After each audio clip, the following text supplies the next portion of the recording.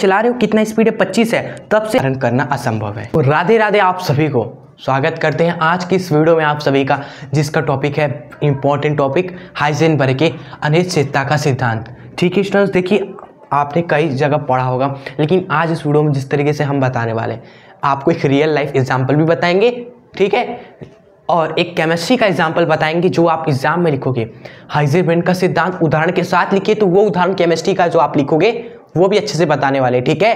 केवल प्रैक्टिकल वाला एग्जाम्पल जो आप रिलेट कर सकते हो वो, और साथ में जो एग्जाम में लिखना है वो अच्छे से समझिएगा। एग्जाम्पल आपने समझ लिया तो ये सिद्धांत आपको नहीं रटना पड़ेगा, ठीक है। यही खास बात होती है, समझ लिए आप सभी तो रटना है ही नहीं इसमें कुछ भी, ठीक है।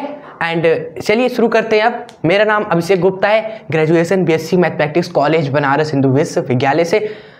चलिए स्टार्ट करते हैं।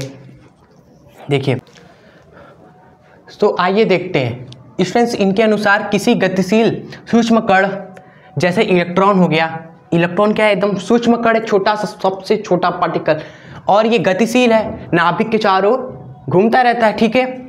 इसकी एक ही समय पर सही स्थिति एवं सही वेग का निर्धारण करना असंभव है। ये एक छोटी सी बात बताए इन्होंने, कहा ये देखो भैया नाभिक है, ठीक है, ये इलेक्ट्रॉन का है, नाभिक के चारों ओर है, ये इलेक्ट्रॉन है, ये हमारा इलेक्ट्रॉन है, ठीक है, ये नाभिक के चारों ओर घूम रहा है, गतिशील है, ठीक है। तो एक ही समय पे जैसे हमने कह दिया कि चलो t बराबर 5 सेकेंड, या फिर अभी कितना समय हो रहा है, अभी मान लीजिए जितना भी बज रहा है उस समय पर इस इलेक्ट्रॉन की स्थिति बताइए, इस इलेक्ट्रॉन का आप वेग बताइए। क्या क्या चीजें बताइए, स्थिति जिसको हम सभी x से दिखाते हैं, और एक हो गया वेग जिसको हम सभी v से दिखाते हैं, ठीक है।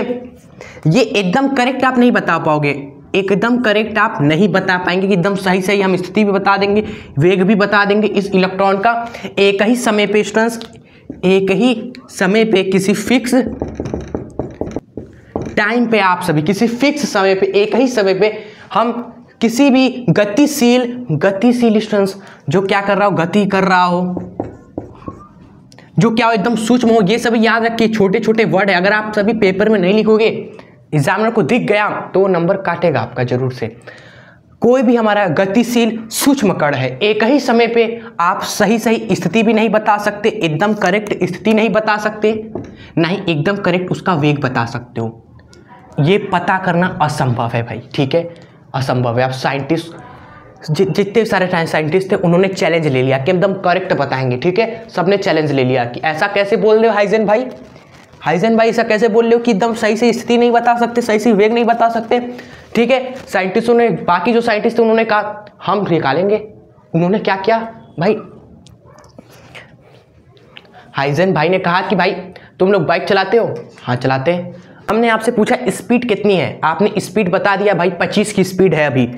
अब जब से आप स्पीड बताओगे 25 की स्पीड, क्या उस समय आप स्थिति बता पाओगे कि आप कहाँ पर हो, आपकी स्थिति यहाँ पर थी, लेकिन जैसे ही आपने स्पीड बताया आप थोड़ा और आगे आ गए।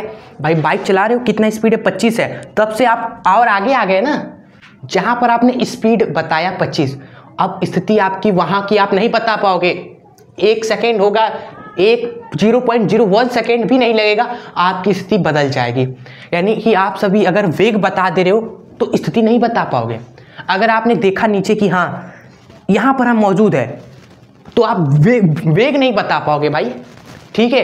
तो एक ही समय पे बोला जा रहा है, आप ना ही स्थिति बता पाओगे ना ही वेग बता पाओगे। जैसे आप बाइक चला रहे हो, आप वेग बता दे रहे हो देखकर 25, लेकिन वहाँ स्थिति आपकी नहीं बता पाओगे, सही एकदम सही स्थिति एकदम जहाँ पर आप थे, जहाँ पर आपने वेग बोला वहाँ पर स्थिति आप नहीं बता पाओगे, स्थिति चेंज हो जाएगी, ठीक है। लेकिन अगर आप सभी स्थिति बता दोगे तो वेग नहीं बता पाओगे, जब स्थिति बोला तब वेग नहीं बता पाओगे। तो ये छोटा आपका प्रैक्टिकल एग्जाम्पल है हमारा, ठीक है। अब रियल लाइफ केमिस्ट्री में क्या है जो साइंटिस्टों ने किया, साइंटिस्ट ने चैलेंज लिया कि हम बताएंगे।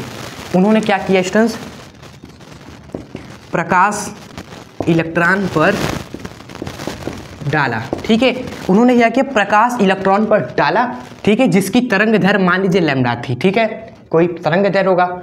चलिए तो प्रकाश इलेक्ट्रॉन पर डाला, जिससे उन्हें क्या मिल गई, स्थिति मिल गई, स्थिति जो कि हमारी x होती है वो पता चल गई। प्रकाश डाला इलेक्ट्रॉन पर तो हमें स्थिति पता यानी कि x पता चला।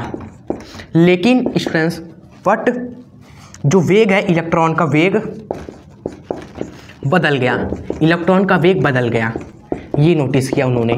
साइंटिस्ट भी हार गए, थक हार गए कि भाई हम प्रकाश डाल रहे इलेक्ट्रॉन पर, ये प्रकाश डाला हमें पता चल गया इलेक्ट्रॉन कहाँ पर है, लेकिन उस समय पर इलेक्ट्रॉन का वेग ही बदल गया। तो ये बिल्कुल सही बात थी कि स्थिति पता कर लेंगे तो वेग सही नहीं पता चलेगा, वेग पता चल गया तो स्थिति पता नहीं चलेगी भाई।